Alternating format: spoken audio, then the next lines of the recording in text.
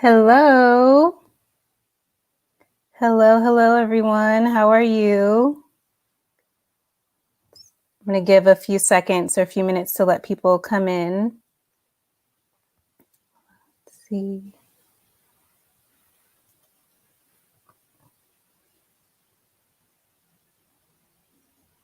Hello, can you guys hear me really well? Let's see.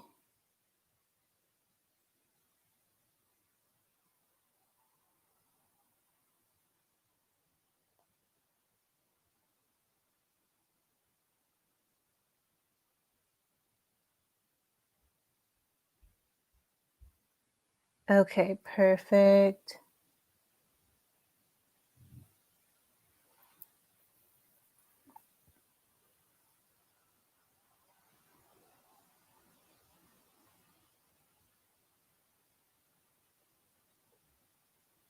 I can't hear anyone yet, or I can't see anyone yet, but okay.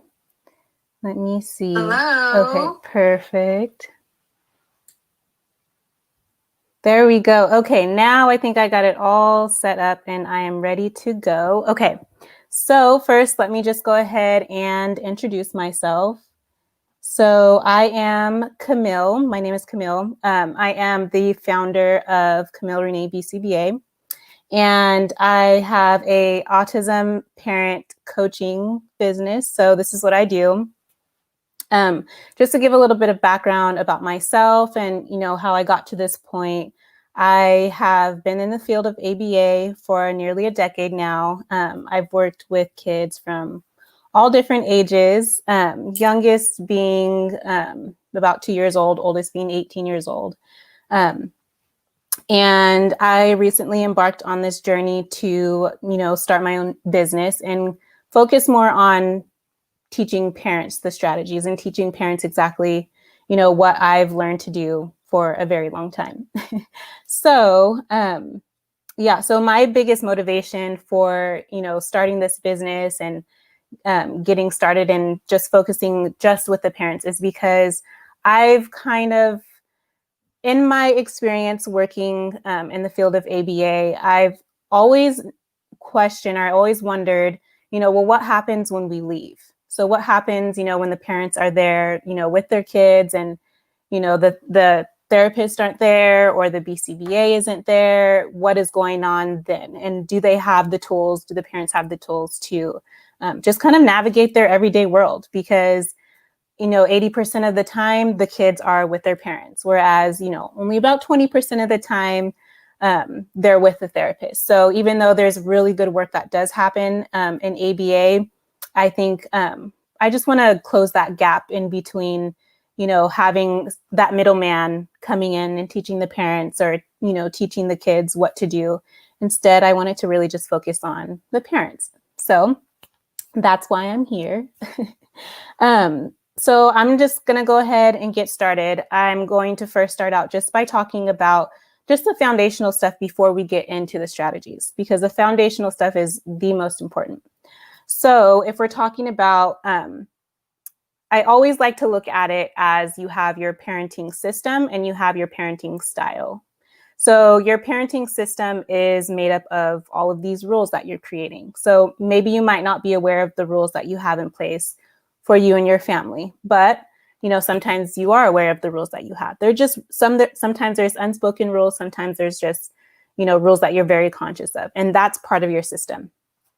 So then we have your parenting style, and that's how you enforce those rules or how you kind of implement those rules. So just being able to understand the difference between your style and your system helps so much, because when you know your system, you know the rules that your kids are operating under, you know the rules that you're operating under as a parent, and that's really, really important.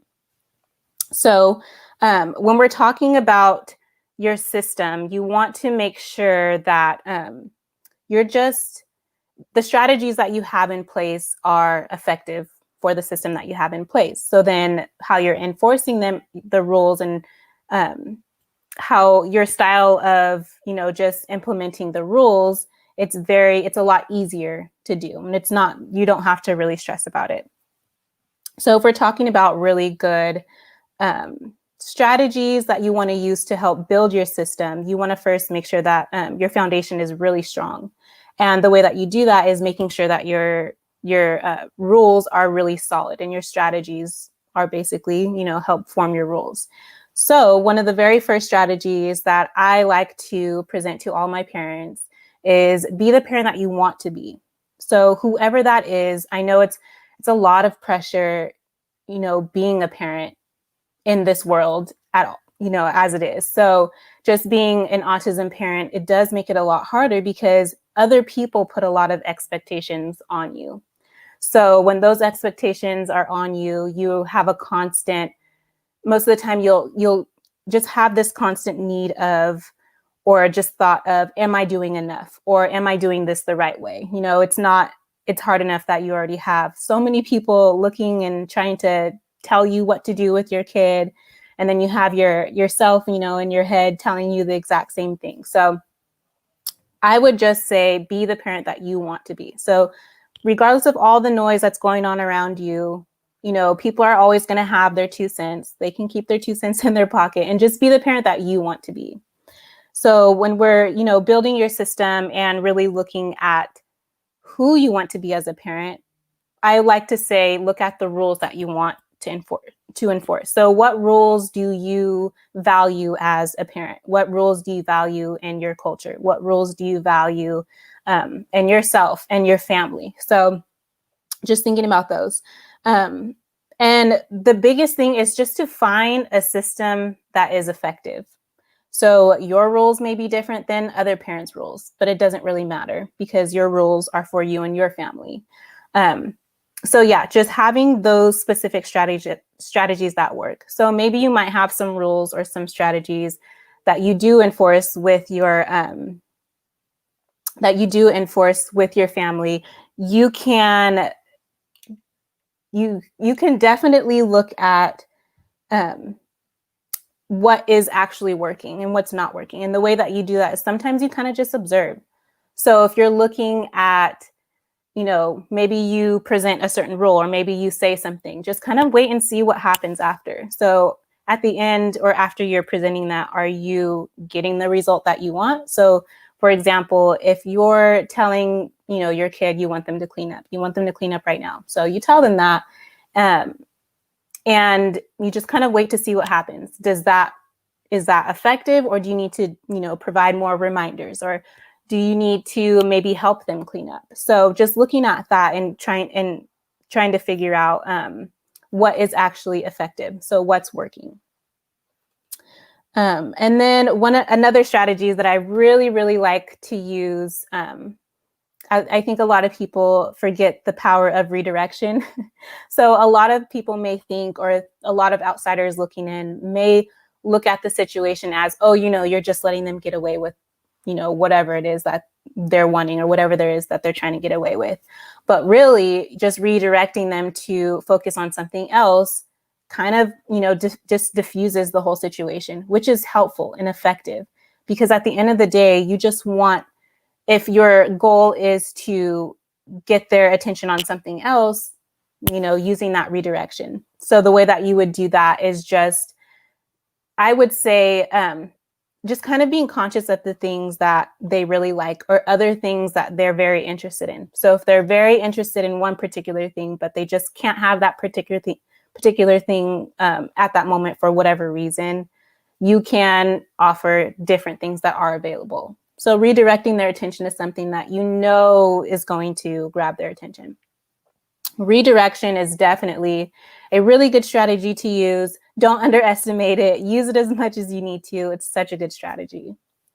And then another really good strategy, and this is kind of, I don't really know how common, people are thinking about this type of rule, but just teaching your kids, what you want them to do. So if you want them to do this particular thing, just kind of explaining, why they have to do that particular thing, or why it's important. Sometimes just giving that extra why really helps with, it just really helps with having your kids understand. So whatever it is that you want them to do, you want to be able to just teach them or show them the reason why it's important to do. So another rule that's really, really, really good, and it's more of like a, just kind of keeping it in mind with a little extra with it. So following through. So a lot of the times when we hear follow through, we think about how we have, if we said something, we have to stick by our guns and that's the end all be all. I'm not going to, let my child get away with this particular thing because I have to follow through. So while that may be important in certain situations, it doesn't always work. So the way that you can still follow through without having to just completely focus on that one particular thing that you're trying to follow through with is you can just either, with the redirection, or you would give them something to do first. Like, you know what, if you don't have the time to, have that fight with them in that moment, I would definitely recommend having them do something for it first. So if they're really wanting this particular TV show and they've had TV for a really long time and you really need them to go take a bath, that's like the whole reason why you're trying to get them away from the TV. I would recommend saying something like, okay, first you need to take a bath and then we can watch TV or you can watch your favorite show. Because at that moment, that motivation is high. They're telling you exactly where their motivation lies and they're letting you know exactly what they want. So instead of just freely giving the things that they want, have them do something first. And it doesn't have to be that big of a task. So if you were to say, maybe you just need them to clean up. I always use this example because cleanup seems to be the hardest thing for all of the kids that I've ever worked with. They just absolutely hate it. But so I always go back to that example. If you want your kids to clean up, I would say if it's something that you've tried really, really hard to do and you've worked really, really long on this particular skill, just break it up in pieces. So if they're really adamant about watching their favorite show, whatever that show is, you can still use, that first then rule saying, hey, okay, first I need you to pick up this particular thing and then you can watch TV. And you don't have to let them watch a whole hour of TV for, picking up 2 or 3 things. You can let them watch a little bit and then pause it and then have them clean up more. And then go back, let them watch a little bit more and then go back and have them clean up more stuff. So going back and forth until that full task of cleaning up is done. So with that also helps you and allows you to follow through with the original instruction of cleaning up, but it's not a fight, and everyone involved gets what they want. The kid who's asking for the toy or their favorite game or their favorite show is getting that thing. And you as the parent, you're getting what you want too, which is you want them to clean up. So it doesn't have to look super fluent where, you ask them to clean up and they clean up every single time on the very first time. That's not really realistic. That's not how the world really works. Sometimes you need a lot of those reminders.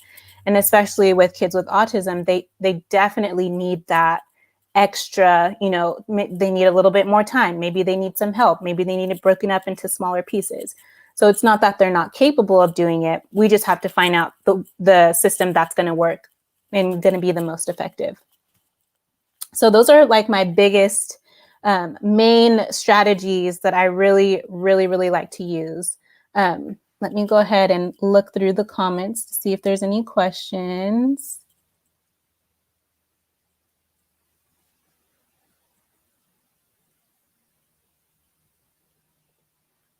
Okay, perfect. Okay, so if you guys have any questions, go ahead and put them in the chat and put them in the comments, and I'd be happy to answer them. Let me know if there's anything in particular that you're like, if you have an example of one thing and you want me to kind of talk through it, go ahead and do that as well.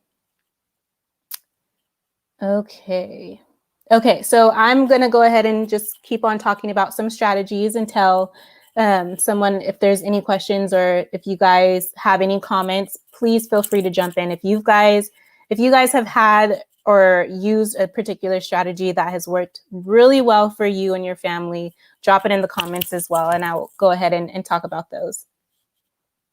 So one of the other strategies that are one of my favorite thing to do is providing choices.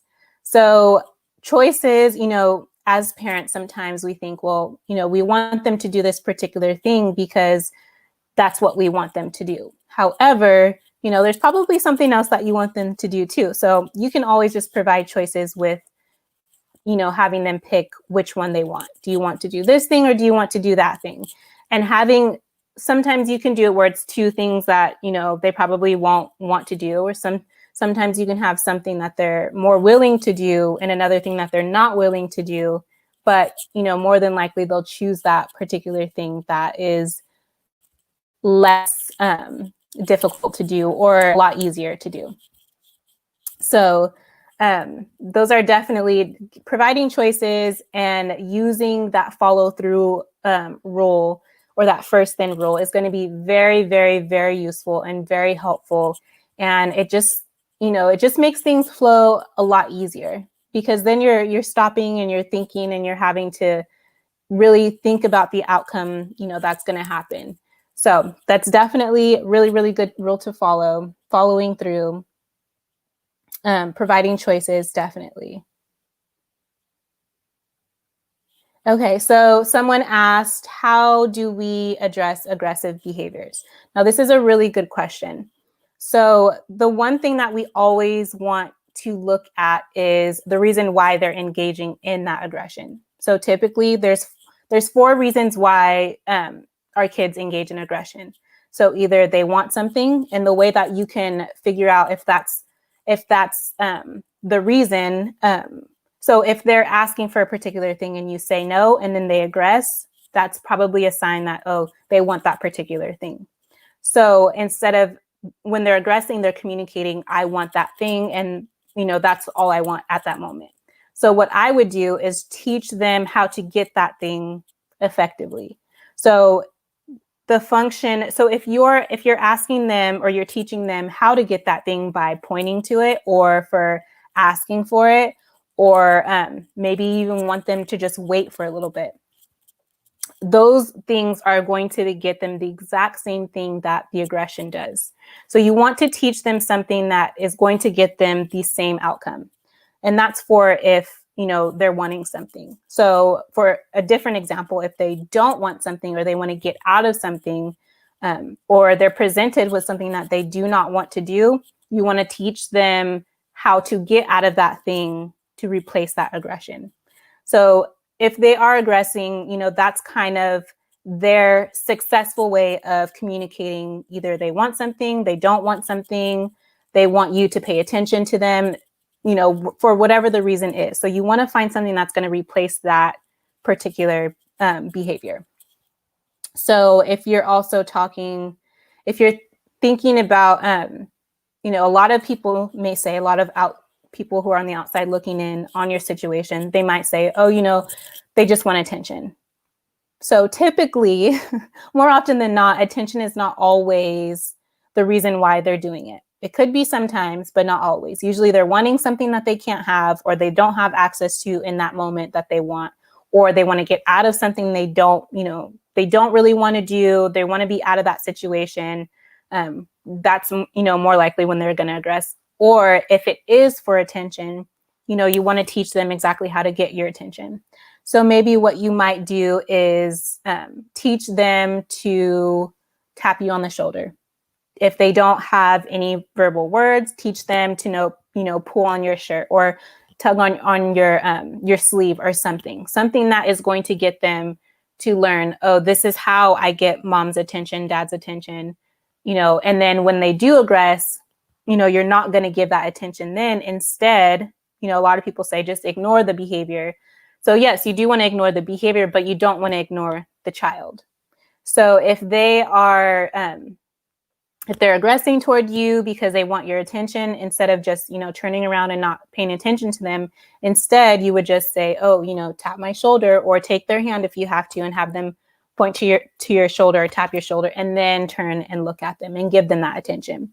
So then they're learning, oh, I don't have to aggress. I have a different way of communicating what I need access to. So whether it's attention, whether it is something a tangible thing that they want, or an activity that they want to do, or if it's, I do not want to be in this situation, get me out of here, I don't like it, it's too hard, you know, whatever the situation is. But the biggest thing is to always first find out the reason why they're doing it, and you'll usually find that out by patterns. And then teaching them, how do I get that particular thing, you know, instead of aggressing. I hope that kind of answers your question. Okay, and then let's go ahead and I'll just talk about how to find those patterns a little bit easier, so that you know you can figure out, okay, well, what is the reason why? So typically what you want to do is you'll look at two parts. So, well, actually three parts. You'll first look at the behavior. You already know the behavior is aggression. So then you'll look at another part, which is what's happening right before that aggression happens. And as parents, you pick up on your kids' patterns very, very easily. So just paying attention to that piece, what's happening right before they aggress most of the time, or every single time, or what's the common theme that you see.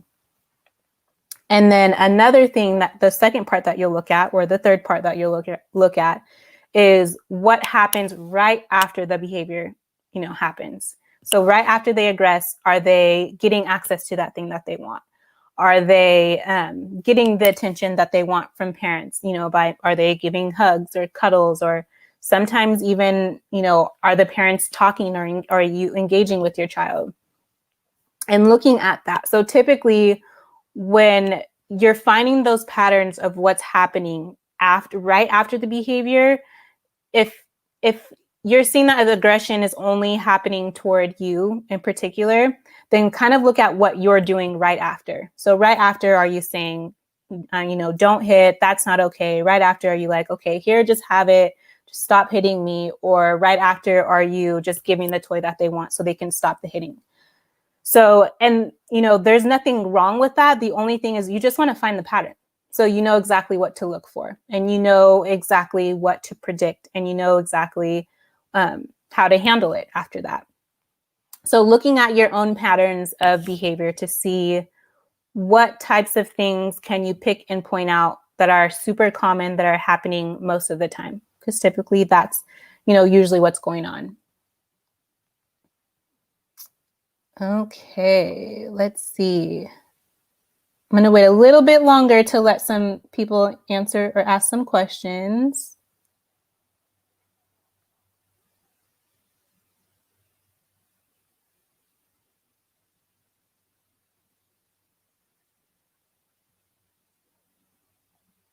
Okay, perfect. Kelly is saying, it seems like my child is expecting a reaction from us before he does something. For example, do his homework. How do we reteach them that they are reaching a boundary before we yell? And then we feel terrible. My child also seems to be willing to give up before trying homework. Okay, this is a great example. So if you're seeing the behaviors happening around homework, that's your cue. You've got to come in with a plan. So what I would do is look at the type of homework that they're doing. So is it particularly math? Is it particularly science homework? Whatever that homework is. And kind of figure out, you know, okay, for this particular subject, you know, they might be more willing to do it, but for this particular subject, they're having a lot harder time for it. So what I would do, if your kid is verbal, I would definitely teach them basically the rules about it. So if homework is hard for you, you know, let me know and I can help you. So, you know, when they ask for help, you know, mom, dad, can you help me with homework? Then, you know, I would reinforce that and definitely go over to them and kind of see what's going on. So the very first thing I would probably do is have them try it first. So, and break it up into pieces, especially if homework is a really big trigger and you already know that, you're going to have to take very small baby steps. And usually with homework, our kids don't like to do it because it's too hard, it's a lot of work, it's overwhelming, there's too much, you know, on the sheet of paper. So it just gets a lot for them. So even breaking it up with okay, working on this problem first, and then you can take a break. And then we'll come back and we'll try it. But first I want you to try and then ask me for help if you need it. So you want to give them the tools to be able to navigate their homework so that it's not, there's not a lot of different behaviors around that homework. So definitely that's how you're going to teach those boundaries. So just teaching the rules ahead of time. So coming in with, you'll want to prime them before, okay, I know it's homework time right now. Remember, these are the rules. If it's hard for you, then let me know. If you need help, say I need help and I'll come over and help you, and then giving them breaks in between. And if you want to, giving them like a really special treat that you're going to hold only for after, that homework time is done, or even breaking it up. So say your kid really, really loves Skittles. I would have those little fun size bags of Skittles, which I know probably got lots of Halloween candy. And if there's 20 Skittles in there, you could probably get 20 problems, or maybe you want to break it up and say, I know homework is really, really hard for my kid. After they work really hard on one problem, I'll give them maybe 2 or 3 Skittles and then, take a break. And then as soon as they're asking for those Skittles, okay, first, there's that first in rule again. First, let's try one problem together. And then if you want to throw the choices in there, you can go ahead and say something like, okay, do you want me to help you with this one, or do you want to try on their own? More than likely, they're probably going to ask for help, but that's okay. Because eventually, as you're teaching your kid the rules about, what do I do if I don't want to do homework, then they'll start to be able to learn to navigate it on their own. So yeah, and just for the little piece that you talked about for, you're reaching your boundaries and then you yell, that's going to happen. That's just life. There's things that happen in our kids' lives, and there's things that happen in our kids' life. And it's a lot. It's hard. Sometimes you're going to get frustrated. That is okay. As soon as you recognize it, or you start to notice your patterns in your own behavior, like, okay, I'm starting to get more frustrated, then I would say something to yourself, I'm going to go take a break. Like, I'll be back in 5 minutes or whatever it is, but don't feel bad about it. Of course, you're going to feel guilty because you don't want to yell at your kids. But at the same time, if it happens, it happens. Just come back and try something different the next time. Okay. And then and if you have any follow-up questions about everything I just said, I know I just said a lot, go ahead and let me know, and I'll keep on talking through it. So Joanne said, what is autism? So, and this is a really good question because it's such a controversial definition. There's autism spectrum disorder. So there's different levels to what autism is. It does not look the same in everyone. So that's like the biggest, most important thing to kind of look at. But it's basically a developmental disorder in children and adults. So we don't 100% know the cause. There's lots of different reasons, or there's lots of different factors that a lot of people are saying, this causes autism, this doesn't cause autism. But basically, they classify as a developmental disorder. So what you'll typically see is deficits in communication. So just because there's deficits in communication, that doesn't always mean that our kids cannot talk.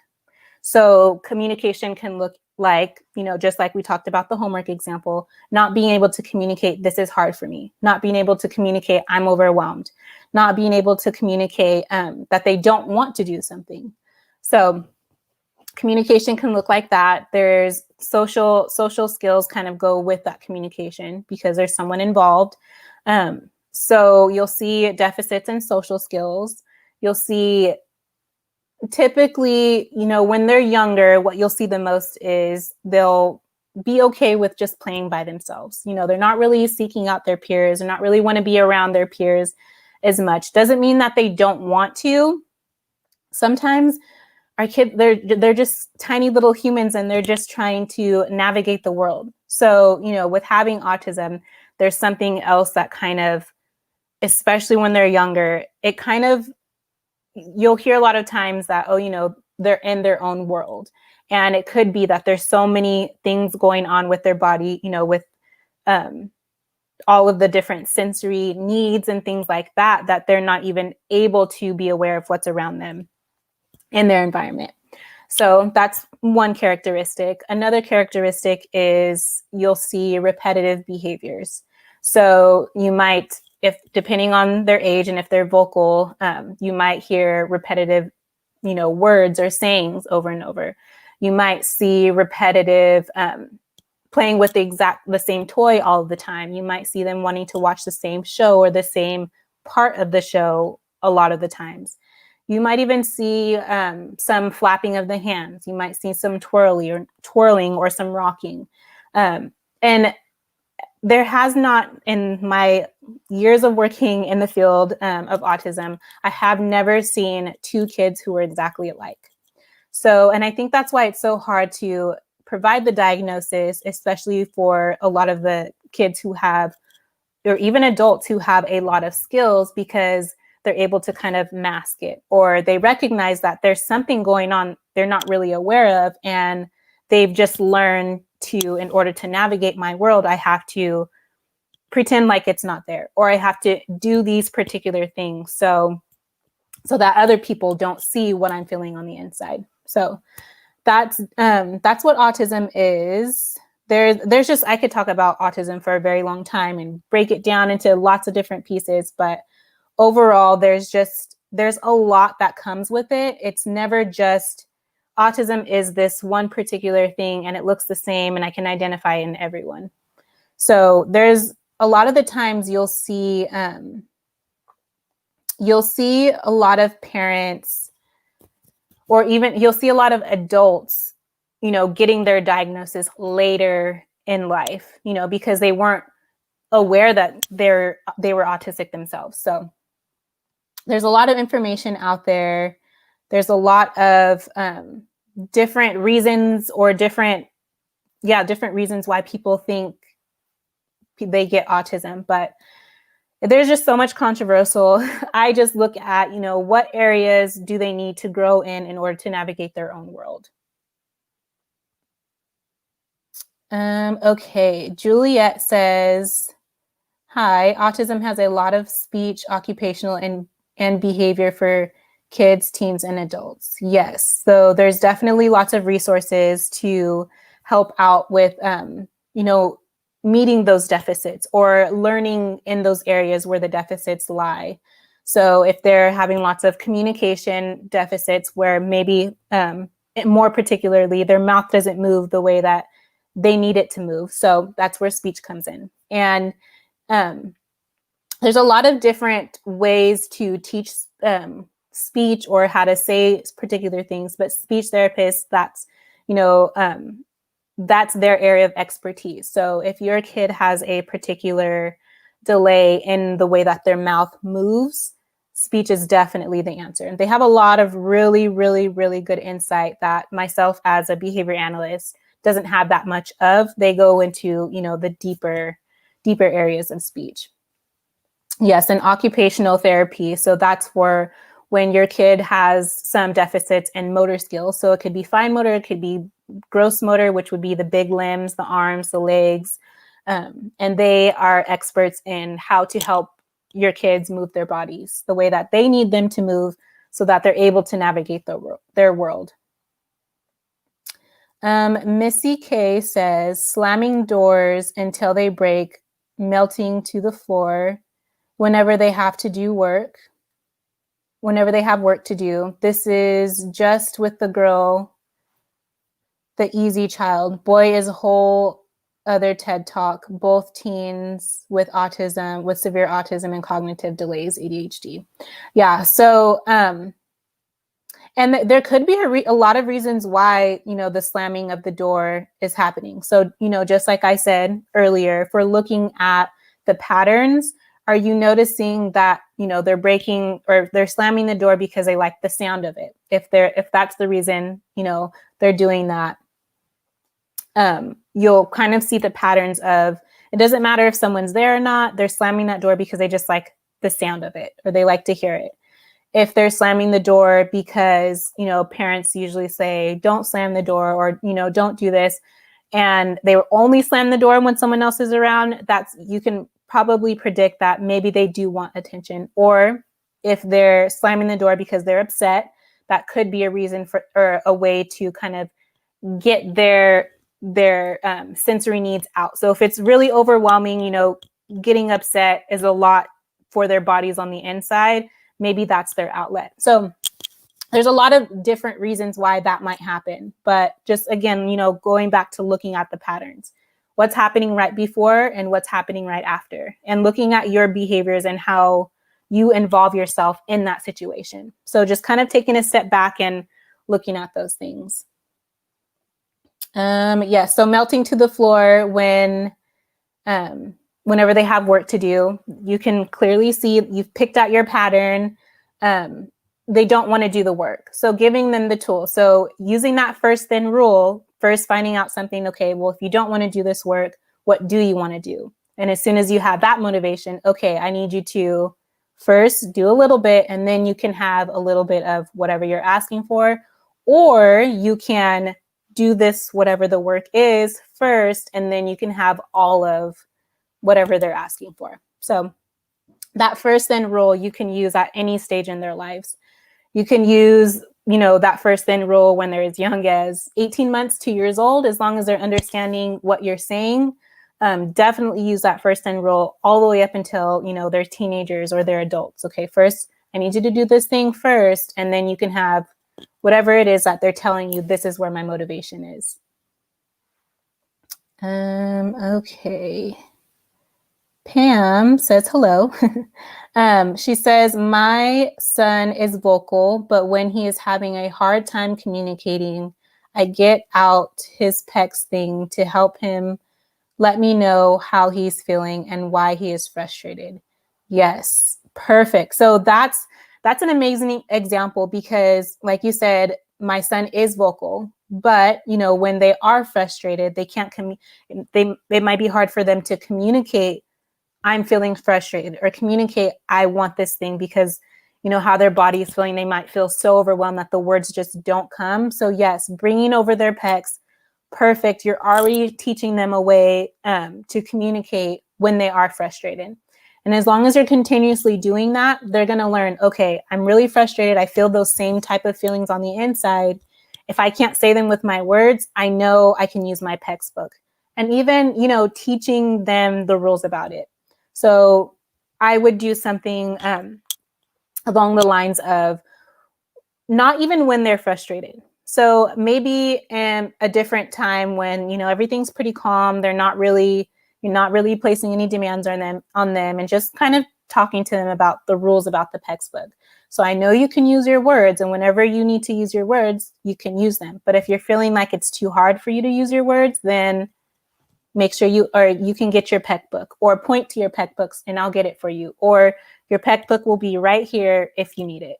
So just explaining those rules about when your body's feeling a certain way, or when you need to tell me something you can't with your words, this is how you can do it. So just giving that's perfect. That is absolutely perfect. I would definitely recommend something like that. Let's see. Oh, what is a PEC thing? Oh, so Kelly asks what a PEC thing is. So it's basically a book of pictures. It depends, where they are. If for example, if Pam's son is verbal and could read, his PEC book might just have words in it. But for someone who doesn't read, their PEC book might just have pictures. So they're just little icons that kind of match different things. So if they might have a page of just lots of different pictures of their favorite toys. So if they want one of their favorite toys and they can't get access to it by themselves, they go to their PEC book, take off the picture, bring it to the parents or bring it to caregivers. And then that's how they're able to communicate, this is what I want. Sometimes they'll have like little pictures of a potty. So if they're learning to communicate that they need to go potty, If there's a picture on there, they recognize what it is. They can take the picture off and give it to parents, and parents know, okay, they need to go potty. So it's just, they call it a picture exchange system. So that's basically what the acronym means, but it's basically you're just using pictures and exchanging, for whatever they want. Just a way to communicate. It's a really, really helpful, useful tools for kids who are not yet vocal. So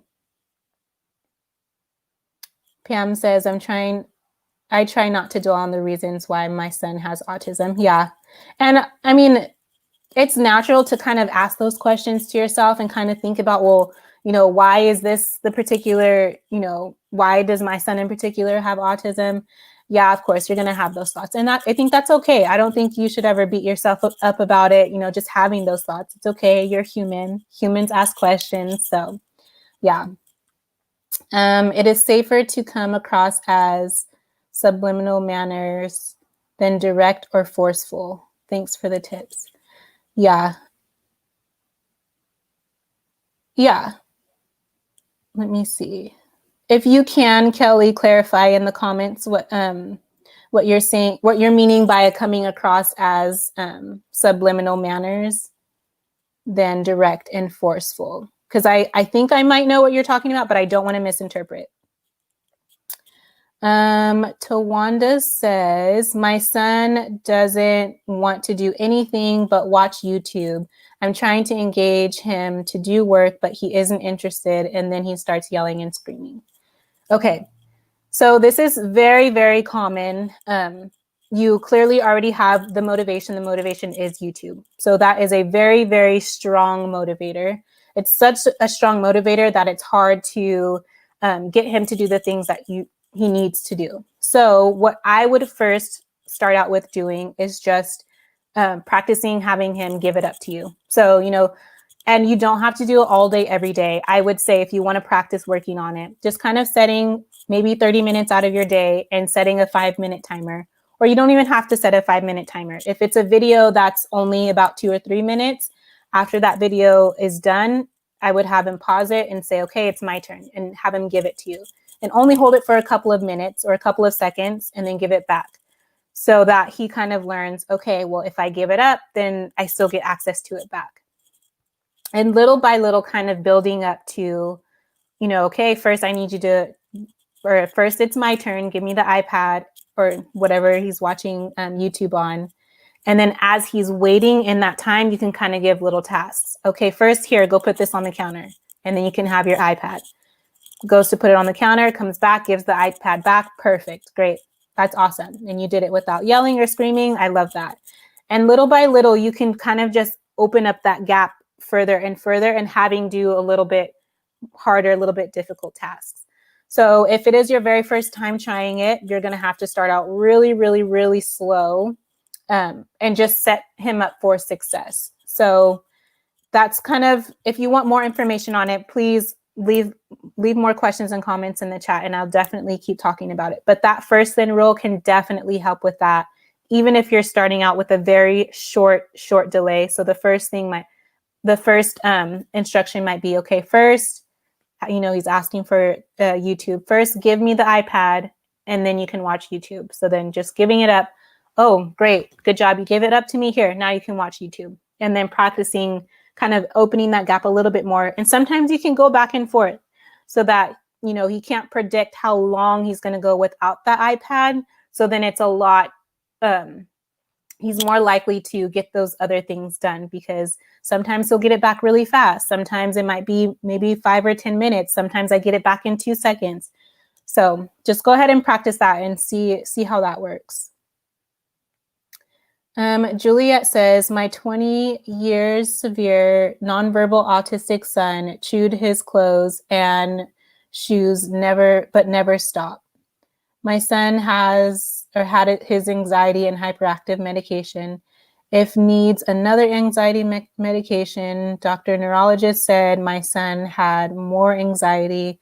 Medication will help calm him down. I bought materials, tear-proof professional shirts and durable shoes.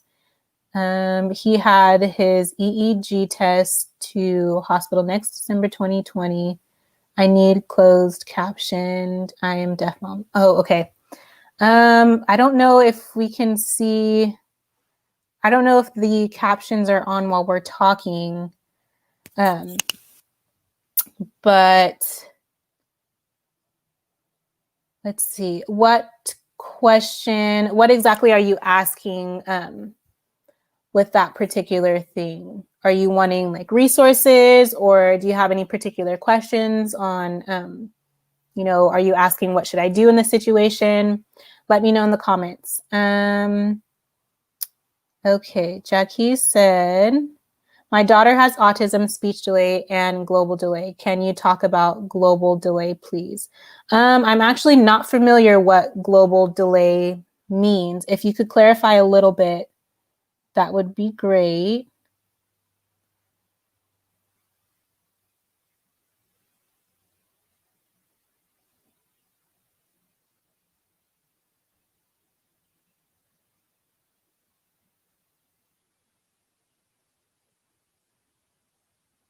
Okay. Lorietta says, is it better to use real pictures for PEC's book? It depends. So what I like to do when I'm creating a PEC's book for my clients, I'll just go around their house and kind of just take pictures on my phone. So that's an easy way to do it. I would say as long as your child understands what that picture means, it doesn't really matter.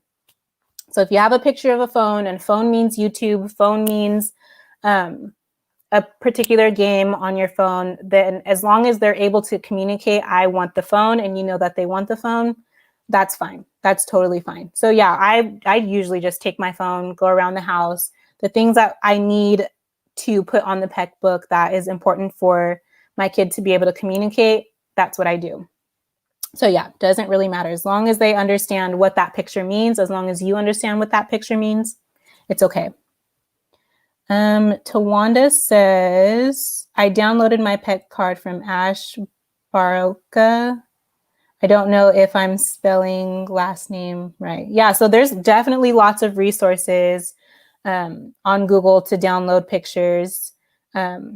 It's just super easy and practical for me to be, take a picture of the kid's bed so they see, oh, that's my bed. I know what that is, That's definitely super easy. It doesn't have to be super pretty, like I said, as long as your kid knows what it means and the person who's receiving the picture knows what it means, you guys are okay. PEC uses cards and assistant technology. Yeah, so if you don't have, you can have a little binder, a little small binder or a big binder with lots of different pictures. But there's also, if you have an iPad or a tablet, there's also apps that you can download that help teach kids how to use basically PECs, but on the phone or the computer. So you can add in so many different things. A lot of the times they'll have a library of things in there. So you don't ever have to go and take pictures, which you still can, but you can kind of just pick out different things from that library on the tablet or the iPad and teach them to use the iPad to communicate to you as well. So yeah. Juliet also says, my son used his PEC assistant technology. Very easy. He learned a lot of it better. Yeah. And a lot of the times, like I said, just find what is effective, what is working for you and your family. If PECs works really well with your family, where you have pictures and you're just taking pictures around your house and using that, use that. If iPad works better for you, use iPad. So yeah, and you might have to try a couple of things before you finally figure something out that's really, really working for you and your family, but that's okay. Just try and see whatever's going to give you the best outcome, go with that.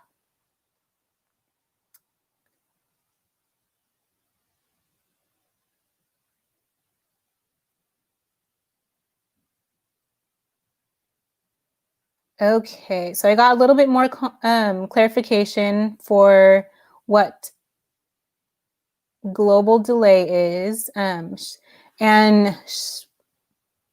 So she reacts to sensory feelings of other people around her. I actually haven't heard about that at all. So yeah, I don't have anything to say about that, but that's very interesting, which it would definitely make sense if, a lot of our kids are either hypersensitive or undersensitive. So if they're hypersensitive, they might feel they might feel the senses on a higher level than someone who is not hypersensitive. And if they're, lesser sensitive, then they might not feel those sensory needs or feelings like someone else does. So they might have a higher threshold. So yeah, definitely. I need to do a little bit more research on that, because this is the first time I'm hearing about it. Let's see.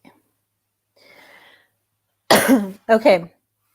So if there are any more questions, I'm going to go ahead and wait at least a minute so people can get their last minute questions in. But let's see.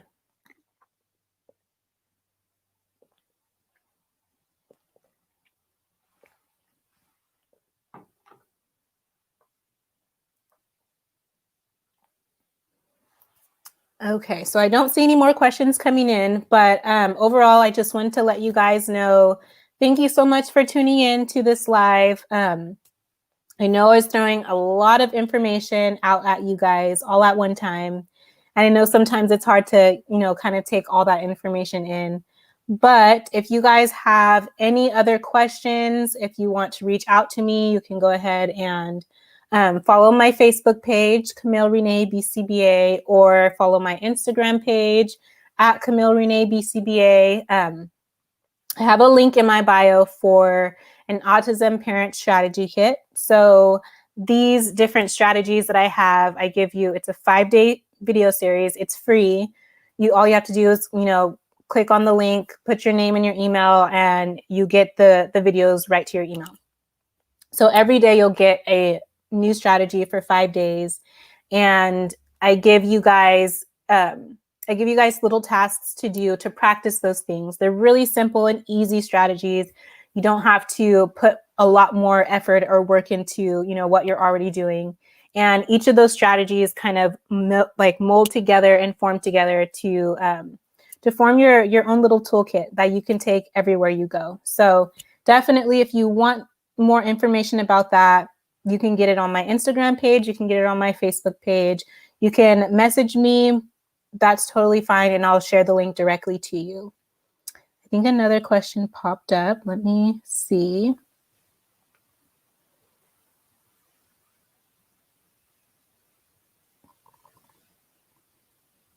Pam says, love that we can all learn from each other. Yes, absolutely. Even I have lots of things to learn.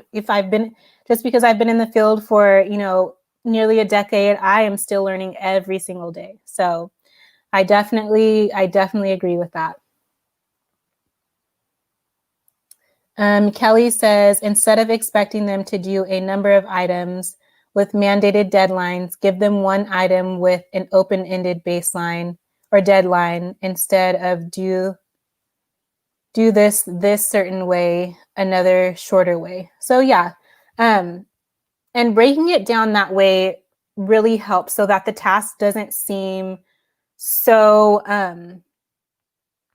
the task doesn't seem like so much all at one time, and just breaking them down. So I would definitely give some sort of, if then. So if you get this particular thing done or these particular problems, I don't like to recommend putting a time on it, because that can cause a lot of anxiety and a lot of overwhelm. So instead, if you do 2 of these problems, if you get them both right, or if you try really hard on these problems, or if you do these 5 problems and you get at least 3 of them right, this is what you get, or you can do this particular thing. So getting away from that time-based, I've learned, with even using that myself with my little brother, that causes a lot of anxiety. And instead just saying something like, okay, I need you to do this part this little thing first. Try as hard as you can and let me know when you're done. And I'll come and check on you, to see if you need help in, if you want to use time, maybe 2 or 3 minutes. So yeah, definitely breaking it up, finding what's going to work for your kid all the time. So not necessarily what's going to work for you all the time, but what's going to work for both of you guys. So that's super important. Okay. Alrighty. Well, thank you guys so much again for tuning in. I will definitely be doing another one of these. Let's see. I think there was one last question. I don't know where it went. Let's see.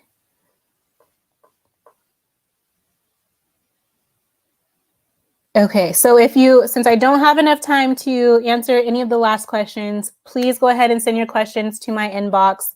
Autism and Us went ahead and put my Facebook page, my business Facebook page, in the comments. So just click on that, send me a question, send me a comment. If you want to share something really cool that's happened with your kid or even with you, send those over. I love hearing stories like that. So I will see you guys all very, very soon. Bye.